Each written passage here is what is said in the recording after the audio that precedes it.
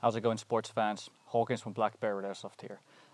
On the final part, the third part of my Ranger Carbine series, I'm going to be talking about the M653 Ranger Carbine. During the time when Rangers were using OD jungle fatigues like the one I'm wearing here, they can be seen using the M16A1 and the M653 carbines. The M653 carbines were not as common as the M16A1. You can see NCOs and especially recordless rifle company Rangers using the M653. The reason for using the M653, according to my research by the recordless rifle company Rangers, was the fact that the M653 is much more easier to carry when you're carrying heavy recordless rifles and low launchers on your back. The M653 features the 14.5-inch pencil barrel, which is a lot slimmer than the barrels that you can see on the other Ranger carbines that I talked about earlier. It does have the 6-hole slimmer front handguards, the A1 style rear sights, the forward assist, and it lacks the shell deflector that is present on the 727 and 723 carbines. It also lacks the reinforcements on the stock, the plastic reinforcements here that were present on the other carbines that I talked about.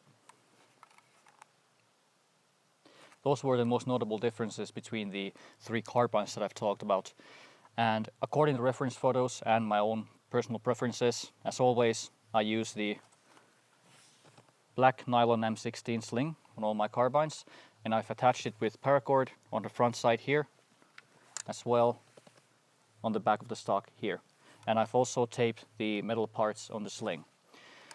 In addition to that, since I run all my batteries in my buffer tube, I've added some duct tape to the stock here, so nothing unnecessary gets inside the buffer tube while the battery is inside.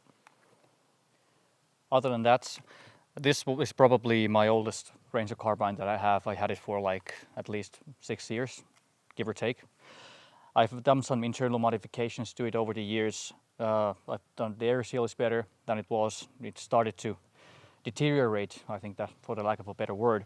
And I've also added a ProWin hub-up unit with a Mad Bull bucking inside the carbine.